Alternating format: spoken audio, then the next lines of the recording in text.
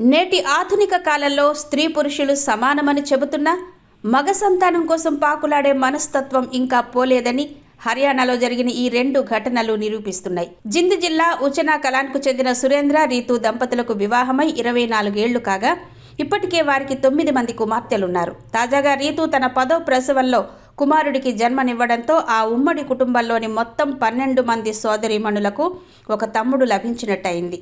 ఈ సందర్భంగా ఆ కుటుంబంలో పండుగ వాతావరణం నెలకొంది.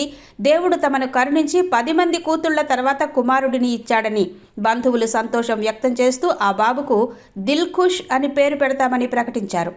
మగపిల్లాడు పుట్టాడన్న ఆనందంతో ఆ గ్రామంలో మిఠాయిలు పంచుతూ సంబరాలు చేసుకున్నారు. ఇదే తరహా ఘటన ఫతేహాబాద్ జిల్లా భునాలోనూ వెలుగు చూసింది. రోజువారీ కూలీగా పనిచేసే సంజయ్, సునీత దంపతులకు పెళ్లైన 19 ఏళ్ల తర్వాత 10 మంది కుమార్తెల అనంతరం ఈ జనవరిలో కుమారుడు జన్మించాడు. వరుసగా ఆడపిల్లలు పుడుతున్నా వారసుడు కావాలనే పట్టుదలతో 10ల సంఖ్యలో సంతానాన్ని కంటున్న ఈ ఉదంతాలు సామాజికంగా చర్చనీయాంశమవుతున్నాయి.